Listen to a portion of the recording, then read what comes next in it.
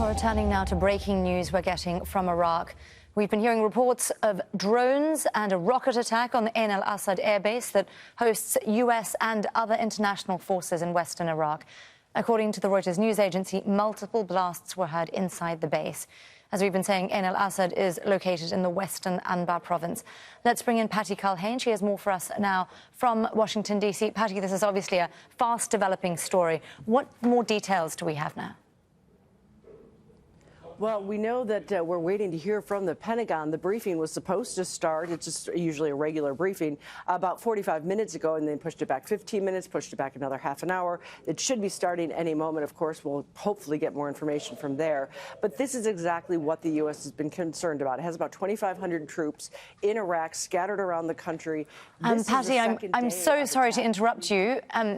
Timely, the Pentagon press conference has indeed now just begun. Let's listen in. To any civilians on the ground. Information about these engagements is still being processed. We cannot say for certain what these missiles and drones were targeting, but they were launched from Yemen, heading north along the Red Sea, potentially towards targets in Israel. Our defensive response was one that we would have taken for any similar threat in the region, where we're able to do so against our interest personnel and our partners. This attack may be ongoing, so if we have more information to share, we will.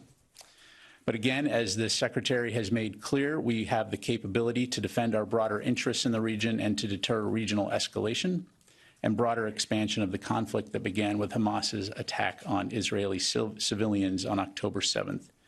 The crew of the Culhane did just that, and across the force, we will remain vigilant to any other potential threats. And while I'm on the topic of threats, let me provide an update on the reports of several drone attacks against U.S. facilities in Iraq and Syria. Early yesterday morning, Syria time, October 18th, the At-Ta'f garrison in Syria was targeted by 2 drones. U.S. and coalition forces engaged one drone, destroying it, while the other drone impacted the base, resulting in minor injuries to coalition forces. Also, the same morning in Iraq, early warning systems indicated a possible threat approaching the airbase at al-Asad, and base personnel sheltered in place as a protective measure. Though no attack occurred, sadly, a U.S. civilian contractor suffered a cardiac episode while sheltering and passed away shortly thereafter. And our deepest sympathies and condolences are with the loved ones of the individual who passed away. And as you know, the day before, on October 17th, U.S. military forces defended against 3 drones near U.S. and coalition forces in Iraq. In western Iraq, at al-Asad Air Base, U.S. forces engaged 2 drones, destroying one and damaging the second, resulting in minor injuries to coalition forces. Separately, in northern Iraq, U.S. forces engaged and destroyed a drone near Bashir Air Base, resulting in no injuries or damage. And while I'm not going to forecast any potential response to these attacks, I will say that we will take all necessary actions to defend U.S. and coalition forces against any threat. Any response, should one occur, will come at a time and a manner of our choosing. Now, in light of all of this activity, Secretary Austin continues to actively engage with his counterparts and leaders within the Middle East. Today, he conducted a series of calls, which included discussions with His Highness President Sheikh Mohammed bin Zayed of the United Arab Emirates, Amir Sheikh Tamim of Qatar, and Saudi Arabia Minister of Defense Khalid bin Salman Al Saud. Secretary Austin also spoke with Israeli Minister of Defense Yoav Gallant just a few moments ago. And during these calls, he reiterated U.S. support for Israel's right to defend itself from terrorist attacks, and also underscored the importance of safeguarding innocent civilians, both Palestinian and Israeli. He emphasized again that any country or any group thinking about trying to take advantage of the situation in Israel to try to widen the conflict should think twice and not doubt the resolve of the United States. It is our aim to avoid any regional expansion of Israel's conflict with Hamas, but we stand ready and prepared to protect and defend our partners and our interests, and we will act to do so. Readouts of these calls will be posted to the DoD website later today.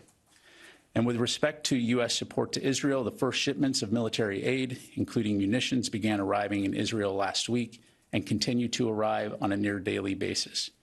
This assistance is comprised of capabilities requested by Israel to include precision-guided munitions, such as joint direct attack munitions, small-diameter bombs, 155mm artillery ammunition, and other categories of critical equipment. In addition, Iron Dome interceptors from stocks that the United States has in country have been quickly provided to Israel.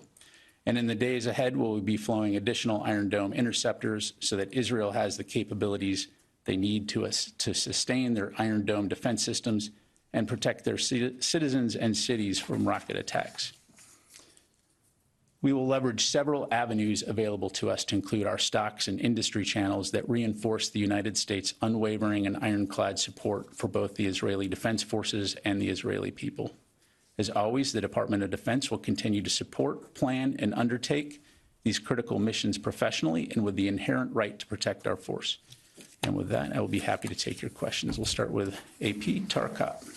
Thank you, General Ryder. Could you also talk about, apparently there's a new round of attacks at al-Asad that is occurring either now or has happened today. Do you have any information on that? Yeah, thanks, Tara. I've seen some reporting on that.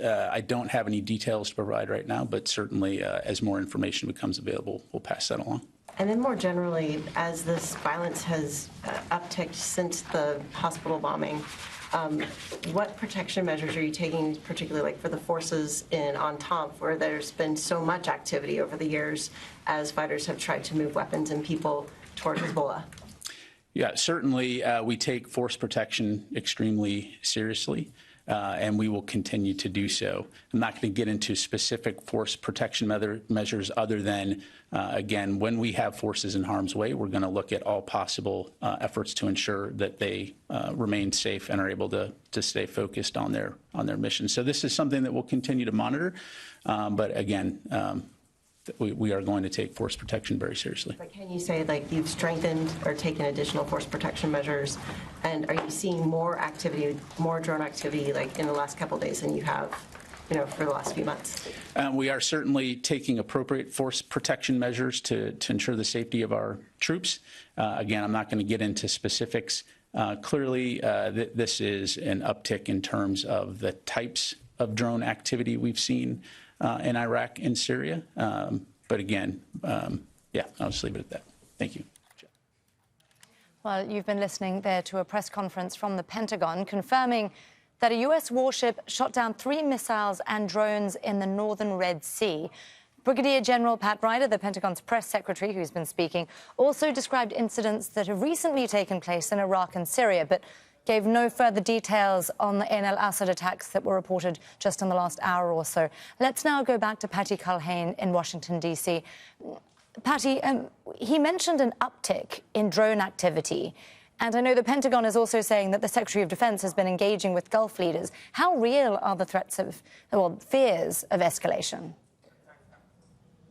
They are very real. In fact, I think you saw right at the beginning of this conflict between Gaza and Israel that the U.S. sent an aircraft carrier directly to the Eastern Med. They then sent another carrier group, the USS Eisenhower, which was scheduled to deploy anyway. So now they're going to have 2 aircraft carriers in the Med. They haven't really done that since the Iraq War was very much active.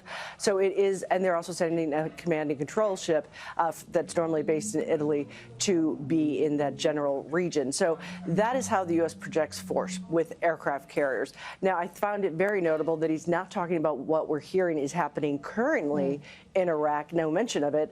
And the fact that they kept this quiet, we did not know about the attacks in Syria, that they engaged one and another one hit the base in Syria. We know that they've been very hyper-vigilant there because of some of the attacks that Turkey's been taking place, that the U.S. says is too close to their forces. They have about 900 forces in Syria, about 2,500 in Iraq.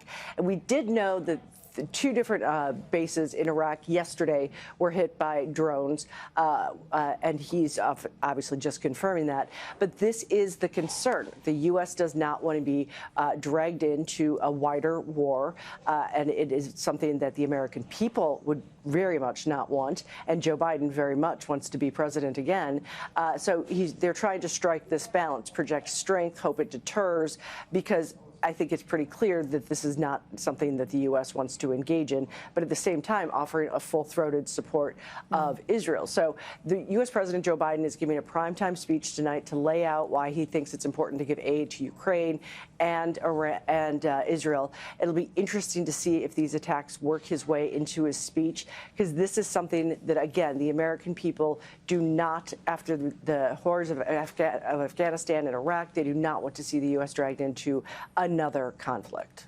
Patty, as you were referencing as well, this obviously isn't the first attack just this week on al-Asad.